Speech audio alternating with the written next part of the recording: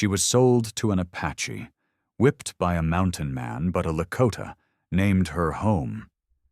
The desert wind carried the smell of sweat, smoke, and something cruel as the crowd gathered near the edge of the trading post. The air shimmered with heat, and even the horses shifted restlessly, their ears twitching at the sound of coins clinking in a man's palm. Clara Wren stood in the center of the dust, her wrists bound, her once white dress streaked with sand and the memory of what used to be pride.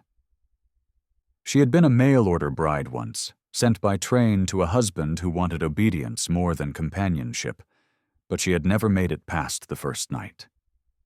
When the man discovered she could read and spoke her mind, he'd taken his money back from the broker and sold her the next morning like a wagon too worn to haul freight. Now she stood where the ground cracked from thirst, listening as strangers bartered her future in a language that reduced her to weight, worth, and work. $50 short, the rancher growled. She's barely fit for kitchen duty. The trader smirked. She'll fetch more than that to an Apache camp. They need workers, maybe wives. The word burned through her like a spark. Someone laughed, low, mean, without mercy. Then came the voice that ended the bidding, smooth and steady but laced with authority. "I'll take her," said a man whose shadow fell across her face. She looked up, squinting against the glare, and saw him. Dark hair tied back, skin bronzed from sun and war, eyes that didn't mock or leer, only measured. He spoke little, paid in silver, and when he cut her bindings, his knife moved as gently as if he feared the rope might bleed. "You'll ride quiet," he said, his voice deep and low. She nodded, too stunned to speak. The trader spat. "You'll regret it. She's more trouble than she looks." The Apache said nothing, just guided her toward a paint horse tethered nearby. The murmurs followed them as they left the post. The sound of judgment carried on wind. For miles they rode without words, the sun beating down on her shoulders, the road stretching endless and cruel. She wanted to ask his name, his reason, his intention, but her throat was dry and her courage smaller than the shadows of his horse's hooves. When they stopped at dusk by a ridge of red stone, he handed her a canteen and nodded toward a patch of shade. "Drink," he said simply. She obeyed, water spilling over her trembling hands. "Why me?" she whispered. "Why buy what you don't need?" He looked at her then, his gaze calm, unreadable. "Needed nothing," he said. "But I saw men who needed to be stopped." The answer settled like a stone in her chest. He wasn't her owner. He was her interruption. Something sent to halt her breaking. As night fell, he built a small fire, silent but deliberate, and handed her a strip of dried meat. She ate, the taste foreign but saving. When the flames cracked, she dared to ask, "What do I call you?" He stared into the fire a long time before answering. "Talon," he said. "And you?" "Clara," she murmured. He nodded once. "Then, Clara, you'll sleep now. The road's longer than you think." She lay near the fire, her mind tangled in questions she couldn't speak. Above them, the stars spread like promises no one had yet kept. She closed her eyes, half expecting to wake alone. But when dawn came, he was still there, arms crossed, gaze fixed on the horizon, as if guarding her from the world that had sold her cheap. And for the first time in years, she didn't wake afraid. The trail from the Apache's camp curved north into country too wild for traders and too sacred for maps. The kind of land where the wind carried no judgment and the rocks seemed older than sin. Clara rode behind Talon in silence, her hands gripping the worn leather of the saddle as the hours melted together in a blur of sun and dust. He spoke little, and when he did, his words were short as rain in drought. "We stop when the horse stops," he'd said that morning, and that had been the longest sentence she'd heard from him all day. By evening, when the sky bruised purple and the first chill touched the air, they came upon a cabin half buried in pine shadow. Smoke drifted from its chimney, the scent of wood and stew curling through the trees. Talon reined in, his jaw tight. "Mountain man," he said. "He trades for furs. Won't trouble you." But as they dismounted, the cabin door creaked open, and a figure stepped out. A broad-shouldered man with a beard the color of old rust and eyes like the kind that measured women before speaking to them. "You've got a woman with you," he said, voice low but sharp. "Didn't think your kind trafficked with theirs." Talon ignored the insult. "She's not for trade," he said. "Just needs food and rest." The man spat in the dirt. "Ain't what it looks like? Woman dressed like that don't come honest." Clara stiffened, shame and anger twisting inside her. "I was sold," she said, voice trembling. "And bought," the man replied coldly. "Makes no difference to me." Talon stepped closer. "She's under my word." The man's lip curled. "Then your word means less than it should." Before Clara could move, the man's hand shot out, grabbing her wrist. "Men like you think you can play savior, but a woman that's been sold don't forget her price." She pulled back, but he was strong, his grip bruising. Talon's voice cut through the moment, calm but sharp as flint. "Let her go." "Or what?" the man sneered. "You'll—" He didn't finish. Talon's hand moved, fast and deliberate, knocking the man's arm aside. The mountain man stumbled, surprised, then straightened, rage flashing across his face. "You think I won't teach her what obedience means?" he growled, reaching for the whip coiled by the door. Clara froze as he cracked it once, the sound tearing the air like thunder. "You hit her," Talon said quietly, "and you'll answer to me." The man laughed. "She's not yours." "No," Talon said, "but I'm not yours either." The whip snapped again, but before it landed, Talon stepped forward and took it himself, the leather curling across his shoulder with a sound that made Clara flinch. He didn't move, didn't speak, just stood between her and the man, his eyes steady, his body refusing to yield. "Now you're done," he said softly. The man hesitated, uncertain whether to strike again.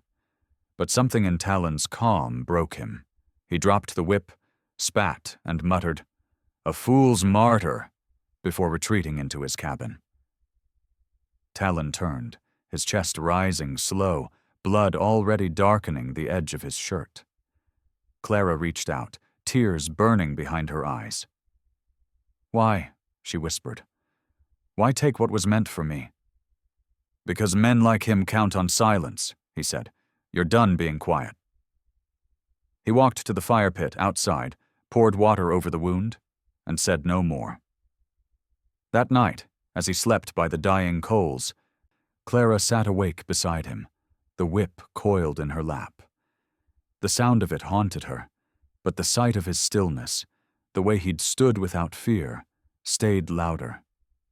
And though she didn't touch him, she whispered into the dark, "You didn't buy me. You freed me." The words vanished into the wind, but somewhere in the quiet between heartbeats, she thought she heard him breathe back. "Then keep it that way." The next day broke gray and hollow, the kind of dawn that carried more silence than light. The air smelled of wet pine and iron from the blood Talon had washed off his shoulder. They rode without speaking, the mountains rising higher with every mile until the land itself seemed to close around them. Clara felt the ache of guilt twisting inside her. The whip mark that wasn't hers burned hotter in her thoughts than the sun ever could. When Talon stopped by a stream to water the horse, she knelt beside him and reached for the cloth tied around his arm. "Let me clean it," she said. "You'll make it worse." "Then I'll make it worse with care," she replied, her voice steady. He studied her for a long moment, then nodded once. She dipped the cloth in the stream, wrung it out, and pressed it to his shoulder. He flinched but didn't pull away. For the first time, she saw the strength that came not from size or anger, but from restraint. "You shouldn't have stepped in," she whispered. "He would have stopped." "No," he said softly. "Men like that don't stop till someone makes them." She looked up, meeting his eyes. "You're bleeding because of me." "Then make it mean something," he said simply. When they reached the plateau by noon, the wind shifted, carrying the distant rhythm of drums.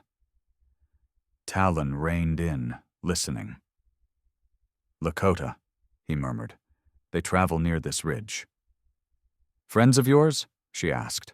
"Brothers once," he said, "before they called me too quiet for war." They dismounted near the crest where a small group of riders appeared against the horizon. 5 men, proud and still, their hair braided with red cloth. One rode forward, his presence commanding even from a distance. "Talon," he called, voice deep and measured. "You ride with the white woman now?" Talon inclined his head. "She rides under my word." The man's gaze shifted to Clara, sharp but not cruel. "Then she rides under mine as well, if your word still holds meaning." He dismounted, approached her slowly, and spoke again, his tone softer. "You look afraid." "I've been sold," she said, "and whipped for being seen." His expression hardened. "Then you have known our women's fate, too." He turned to Talon. "Bring her to the fire tonight. We will share food and forget the world outside these hills." When night came, they sat among the Lakota around a low flame, the air filled with the scent of smoked meat and pine. The chief, whose name was Matto, spoke of roads and rivers, of how the world had grown smaller, but hearts had not. "They call us enemies," he said, staring into the fire, "but the land never chose sides." Clara listened, her chest heavy with a strange comfort she hadn't felt since childhood. After they ate, Matto's wife, a tall woman with silver beads in her hair, brought her a small comb carved from bone. "For you," she said, "a woman who walks new must leave the old dust behind."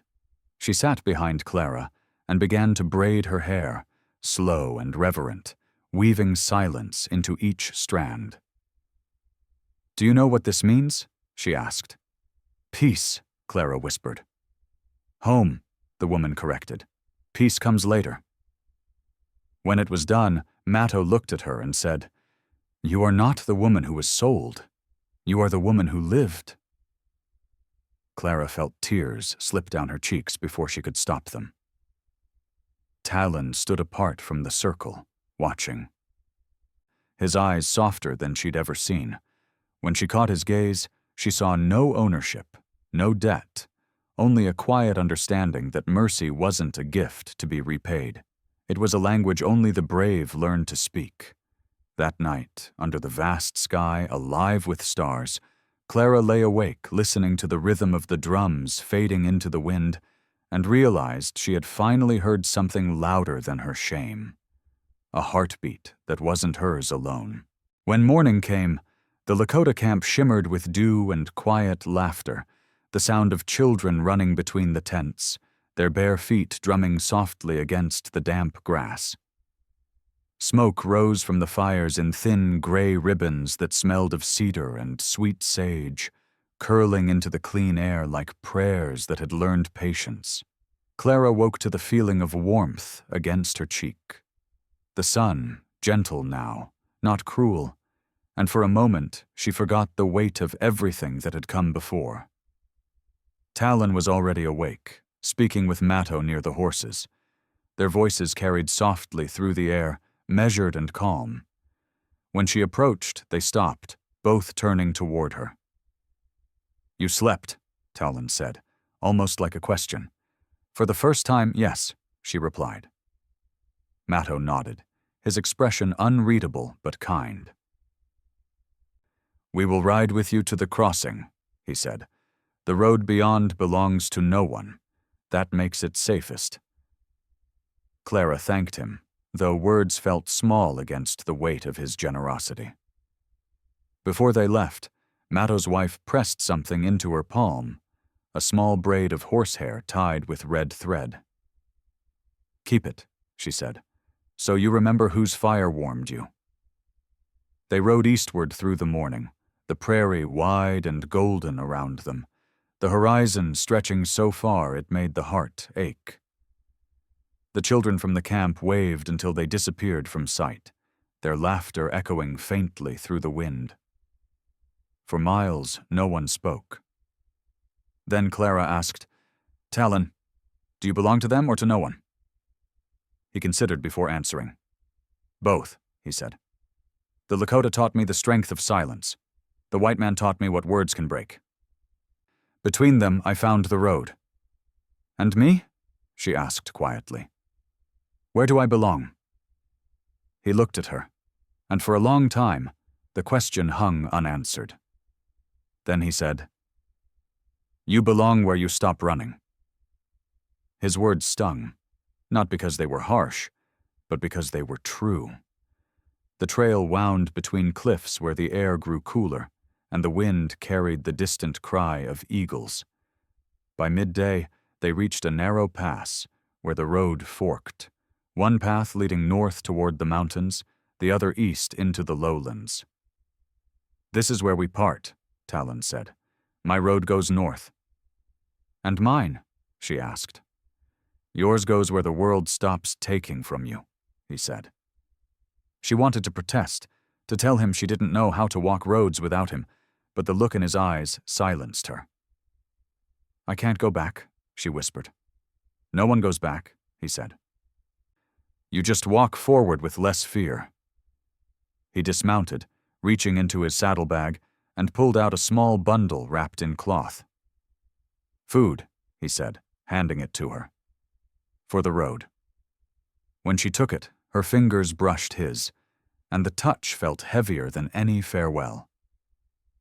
"Why do you help me?" she asked.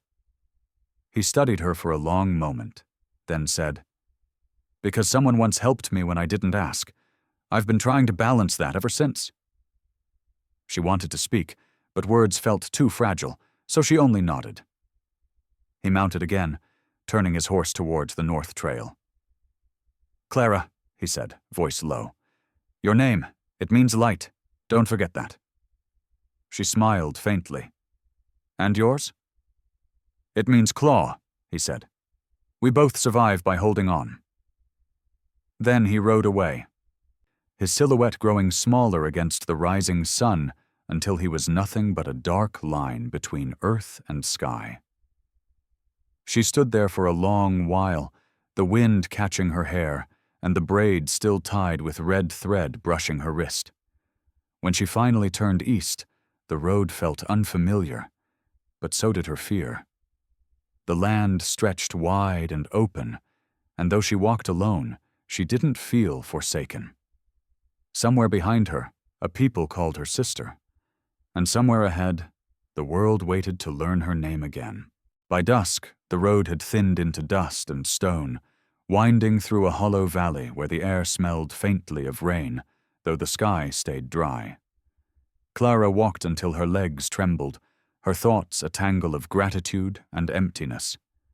Each step carried her farther from what she'd been, and closer to something she didn't yet understand. The bundle Talon had given her was lighter now. One strip of jerky, a crust of bread, and the red-threaded braid that seemed to hum with every heartbeat. When she reached a crossing where two wagon trails met, she found the faint smoke of a campfire and the silhouette of a man crouched beside it. He was tall, but slouched from years of labor, his coat worn to the color of clay, a wide hat shadowing his face. He looked up as she approached, his eyes glinting with the calm suspicion of someone used to being alone. "Trail's empty this time of year," he said. "What's a woman doing on it?" "Walking until she finds where she belongs," she said. "Then you'll walk a long while." He motioned toward the fire. "Sit if you're tired. Won't ask more than that." She hesitated, then sat, her body grateful for the warmth. The man stirred the coals with a stick, the orange glow reflecting off the scar on his cheek. "Name's Caleb," he said. "Ranch hand up north once. Now I just follow fences that need mending." "Clara," she said quietly. "You came from Apache land?" he asked. "Looks on you like red clay." "I came from where I was sold," she said. "Then I was freed."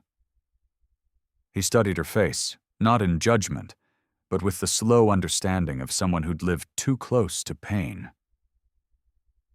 "You walked the kind of road that leaves no tracks," he said. "Ain't many come through it alive." They shared the food she carried, and though it wasn't much, it felt sacred somehow. Two strangers feeding each other's hunger without asking what kind it was. After a while, Caleb reached into his coat and pulled out a small wooden cross, carving half-finished. "You believe?" he asked. "In God?" "In anything," he said. She looked at the fire, the sparks lifting into the dark. "I used to believe in being chosen," she said. "Then I learned that mercy chooses whoever's still standing." He nodded slowly.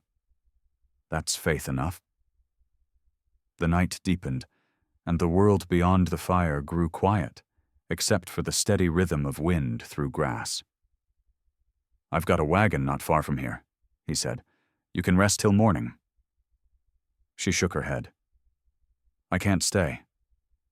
I've already been kept by too many." He smiled faintly. "Then stay because you choose it." The offer lingered, gentle and without weight. She looked at him and saw not the danger she'd been taught to fear in men, but the exhaustion of someone trying to keep the world stitched together with whatever kindness he could find. "You remind me of someone," she said softly. "Maybe that's why the fire didn't die before you came," he said.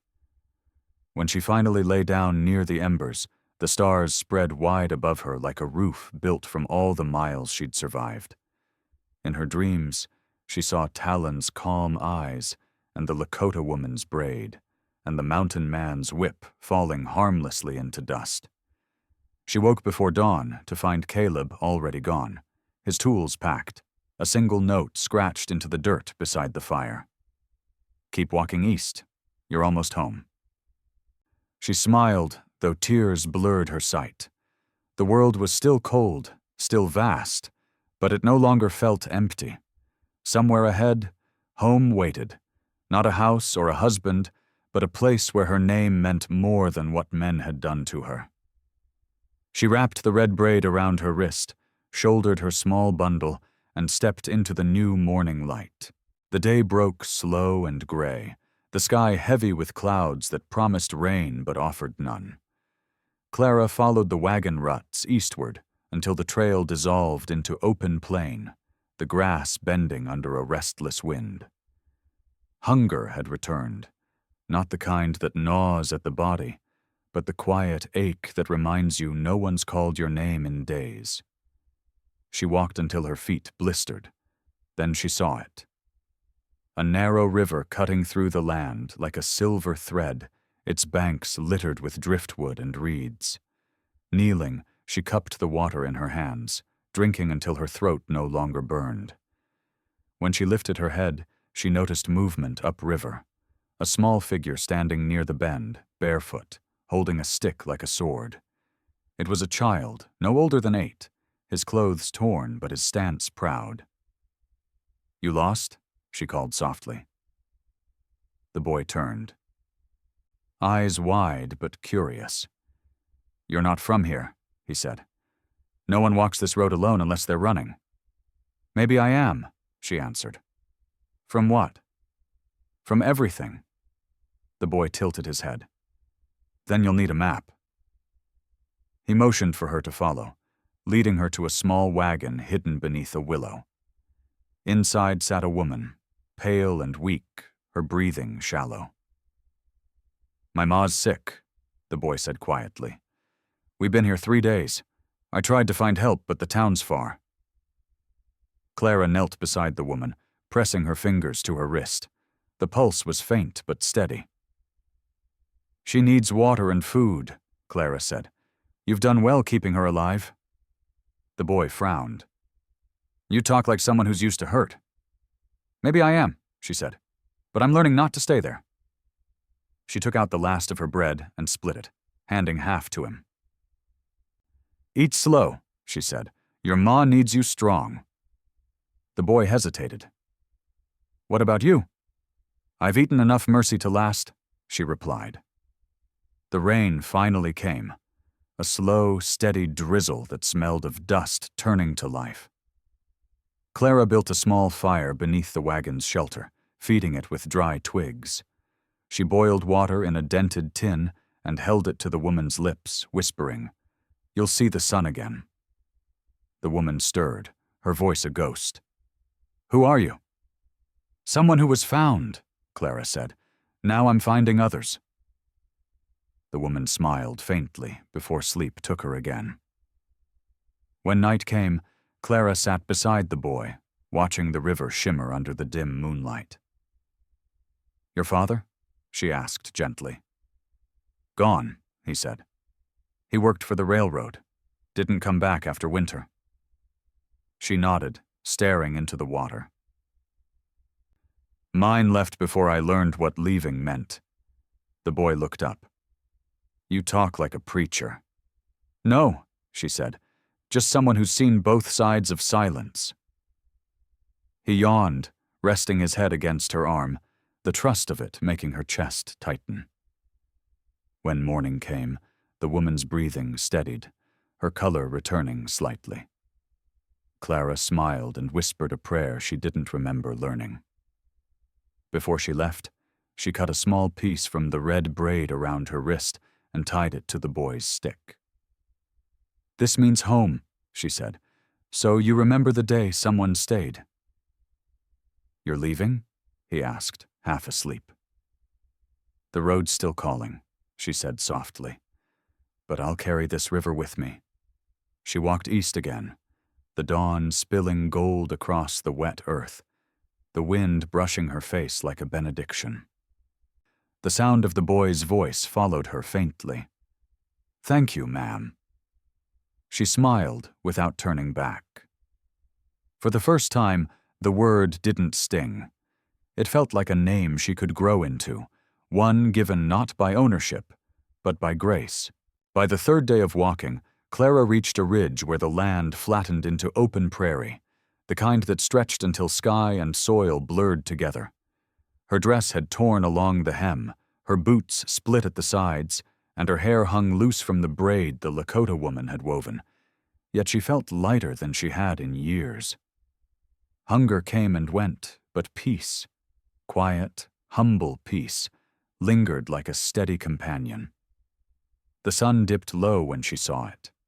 A half-built chapel on the horizon, its wooden frame bare against the evening light. Smoke rose from a camp nearby, and beside the smoldering fire knelt a man in a black coat, his hands clasped, his hat on the ground beside him. He looked up as she approached, his face lined but gentle. Evening, traveler, he said. You look like someone the wind hasn't finished shaping. Then I hope it's kind wind, she replied. He smiled faintly. Kindness is a slow storm. His name was Reverend Ellis, a preacher sent to build a church for a town that hadn't yet arrived. Around them stood piles of timber, tools, and a half-completed roof. You building this alone? She asked. God and I take turns holding the nails, he said, though he's better at it. She laughed for the first time in days, the sound strange but real. He studied her quietly. You've seen sorrow. And survived it, she said. Then you know what faith costs. She looked at the empty walls, the unfinished beams stretching toward the sky. Is this your faith? This, he said, gesturing to the wood. This is practice. Faith's in the waiting. He motioned for her to sit, and she did. her body grateful for the rest. He handed her a cup of water, cool from the well, and they drank in silence. After a while, he said, "You came from Apache land?"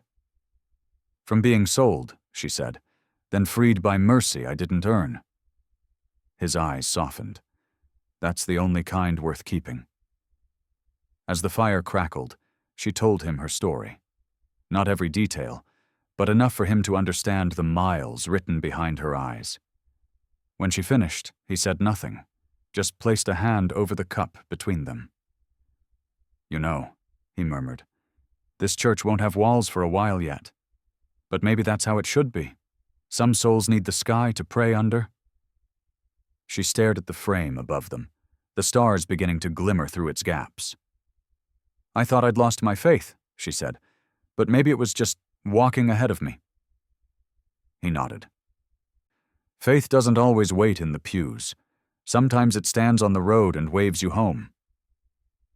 They worked together through the next day, hauling wood, driving nails, her laughter joining the steady rhythm of his hammer. By evening, the roof frame was up, and a single bell hung from the highest beam. "Doesn't ring yet," he said, smiling. "It will," she answered. Before leaving, she pressed the last of her bread into his hand. "For the next traveler," she said, "so they don't arrive hungry." He looked at her with quiet gratitude. "And you? What will you take with you?" She glanced toward the horizon. "A road that hasn't run out of mercy yet." As she walked away, the wind picked up, carrying the faint sound of the new bell swaying gently against the beam. It didn't ring, not yet, but she heard its promise anyway, soft as forgiveness. Steady as breath, by the time Clara reached the low valley beyond the ridge, smoke rose not from campfires, but from ruin. The air stung with the smell of burnt hay and iron, and the horizon pulsed orange with the glow of a barn still smoldering. She quickened her pace, her boots sinking into ash-softened soil until she reached the wreckage of what had once been a small homestead. 2 wagons overturned, a fence half collapsed, a child's toy lying blackened beside the well. The silence that followed fire was always the loudest thing she'd ever known. Then she heard it, a groan from behind the corral.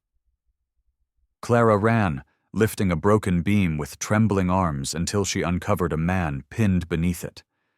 He was young, barely 30, his shirt scorched, his breath ragged. "Help me," he gasped. She braced herself and pushed until the wood rolled aside. His face twisted in pain, but he managed to sit up. "They took her," he said. "My wife, riders from the mining camp, said they'd come for what was owed." "How many?" Clara asked. 4, maybe 5. She looked at the trail leading into the ravine. Fresh hoof prints, reckless, cruel.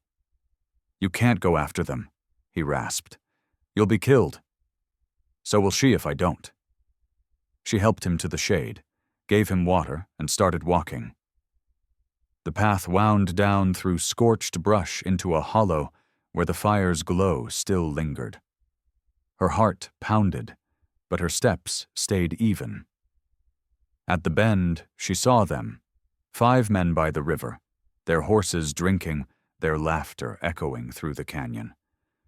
One of them dragged a woman towards the rocks, her dress torn, her wrists bound. The world blurred, and Clara's body moved before thought could catch up. She snatched a fallen branch, still smoldering at the tip, and shouted, "Let her go!" The men turned, startled, then laughed. "Another stray?" one sneered. "We'll take turns." But before they moved, another sound cut through the canyon, a sharp whistle, low and commanding. From the shadows above, a rider appeared, his horse sliding down the slope in a spray of dirt. The figure dismounted in a single motion, broad and familiar, the outline of a man she'd seen only in memory. "Talon," she whispered. He stood between her and the riders, his rifle leveled, his voice calm. "You can leave her," he said, "or you can die here." The leader spat. "You think one man can—" The crack of a warning shot silenced him. Talon didn't flinch. "That was for your horse. The next is for you." The men hesitated, anger fading into calculation, then into fear. One by one they backed away, mounted, and rode off, leaving the woman trembling by the water. Clara ran to her, untying her wrists. "You're safe," she whispered, though her hands shook. When she looked up, Talon was already lowering his rifle, his chest rising slow and steady. "You said you were heading north," she said breathlessly. "I was," he replied. "Then I saw smoke." The rescued woman sobbed, clutching Clara's arm. "My husband, he's alive?" "Waiting," Clara said. Talon lifted the woman gently onto his horse. "He will be when she's home." They walked beside the horse all the way back to the burned homestead. The husband's cry when he saw his wife broke something open in Clara that no fire ever could. She turned away, tears streaking the ash from her face. Talon stood beside her, his eyes on the mountains. "You still walk roads that don't belong to you," he said softly. "Maybe they do now," she answered. "Mercy keeps finding me on them." He gave a small, rare smile. "Then maybe you've stopped running." The wind shifted, carrying the scent of rain through the smoke. The fire behind them hissed, dying at last. She watched the couple embrace, and for a moment the world felt right again. "You came back," she said. "No," Talon replied. "You never left where I was." Then he mounted his horse and looked down at her. "There's a place east of here, a town building something new. Maybe start there." She nodded. "Will I see you again?" "If the road's kind," he said. Then he rode off into the smoke, leaving only hoofprints and silence, and a woman who finally understood that home wasn't a place waiting ahead, but the trail Mercy left behind. The town Talon had spoken of lay a day's walk east, resting in a shallow basin where the river bent around fields not yet green. Clara reached it near sunset, her body aching, her heart uncertain. A new wooden sign hung at the gate. Red Hollow, population still too small to fill a church. Children chased a stray chicken near the well, and a blacksmith's hammer clanged in rhythm with a hymn someone sang behind shuttered windows. She paused, realizing how strange it felt to stand somewhere that wasn't broken. The people here were wary, but kind. A woman with a basket of corn offered her a smile. "You from the Firelands?" she asked. Clara nodded. "Then you've walked through worse than hunger," the woman said, and handed her a roll of bread still warm. Clara thanked her, tears stinging without permission. She found work that night helping at the small boarding house, sweeping floors, mending sheets, doing the kind of labor that used to feel like servitude, but now felt like belonging. The next morning brought thunder without rain. As the sky darkened, she stepped outside, drawn by shouts from the far edge of town. A wagon had arrived, carrying men she recognized, the same ones from the canyon, bruised but not broken, their faces marked with resentment. They dismounted and marched toward the sheriff's office, muttering that they'd been ambushed by an Apache and his woman. The sheriff, a tired man with kind eyes, stepped onto the porch. "Ain't no law against being saved," he said, but the men were already stirring the crowd, their voices slick with venom. "You hide her here," one shouted. "The one who helped him." Clara felt the air tighten. She turned to leave, but then the first stone struck the ground near her boot. "There she is!" someone yelled. The street fell silent. The men closed in, spitting words she'd heard too many times: whore, heathen's wife, cursed woman. The sheriff moved to stand in front of her, hand on his holster, but before he could speak, Another voice rose from the edge of the crowd. Enough. The sound cut clean through the noise, low, familiar, steady. Talon stepped forward from the shadows, dust on his coat, eyes like weathered steel. He walked slowly until he stood beside her, his presence pulling the whole street still. "She's under no one's name but her own," he said. "But she's earned mine if it keeps your hand still." The men hesitated. "We don't take orders from your kind." Talon didn't flinch. "Then take mercy from mine." He lifted his gaze toward the townsfolk gathered near the well. "You build this place from nothing. You say it's new land, but a land's only new if it learns new ways to be human." His voice didn't rise. It didn't need to. One by one, the men backed away, their anger shrinking beneath his calm.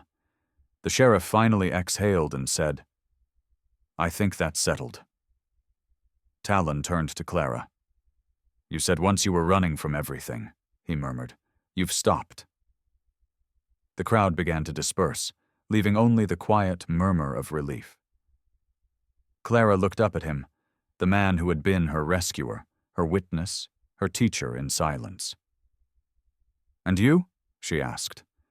"Still walking," he said. "But now, maybe not alone." The clouds broke then, sunlight spilling through like mercy remembered. He reached out his hand, not to claim her, but to steady her. For the first time since the day she'd been sold, she took a man's hand without fear. Around them, Red Hollow exhaled, its first test of decency passed. And when the wind moved through the new church frame on the hill, it made the unfinished bell hum softly, as if heaven itself had leaned close to listen. Morning came gentle, the kind of light that didn't burn but healed. The town of Red Hollow stirred awake slowly, smoke rising from chimneys, roosters calling across the fields.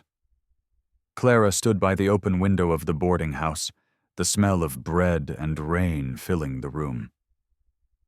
Outside, Talon watered the horse at the trough, his movements quiet, unhurried, as though time had finally loosened its grip on him.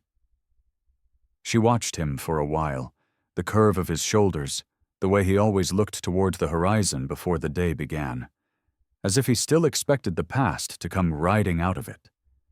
When he saw her at the window, he tipped his hat and smiled, small and almost shy. It wasn't the smile of a man rescuing anyone. It was the smile of someone who'd finally found a reason to stay still. Downstairs, the boarding house keeper, Mrs. Greeley, handed Clara a folded apron. "Breakfast crowd's light today," she said kindly, "and the sheriff said the riders left before dawn. Guess they decided peace was cheaper than pride?" Clara nodded. "That's how most wars end." She stepped outside, the porch boards warm beneath her bare feet. "Heading out again?" she asked as Talon cinched the saddle straps. "No," he said. "Not yet. Roads can wait their turn." "And if they call louder?" "Then I'll tell them I've got something worth hearing first." She smiled at that, though a shadow of doubt flickered through her eyes. "I don't know what I'm supposed to do now," she admitted. "You've been doing it since the fire," he said. "You walk, you help, you build. That's home." She looked toward the half-built church on the hill, its new bell gleaming in the morning sun. "He finished the roof," she said softly. "Reverend Ellis." "Maybe Faith likes company," Talon replied. "Maybe it was waiting for you." A child's laughter drifted from the street. Two of the town's orphans chasing each other around a wagon, their joy bright as the day itself. Clara watched them and felt something inside her unclench. She knelt, called them over, and offered the last of her bread. "Eat," she said, smiling. "The road's longer when you're hungry." They thanked her and ran off again, crumbs trailing like blessings. Talon watched quietly. "You still give away what little you have," he said. "It's how I remember who I am," she answered. The church bell rang then, not loud, but clear, the first true sound it had made since being hung. People paused in the streets, listening. Some smiled, some bowed their heads. Talon looked toward the sound. "It rings for everyone," he said, "even those who think they don't deserve it." Clara turned to him, her eyes bright in the sunlight. "You'll stay?" she asked. "For a while," he said, "long enough to see the crops take root, long enough to forget how it felt to ride alone." She stepped closer, the dust swirling softly around their boots. "You named me home once," she whispered. "Maybe that's what you were looking for too."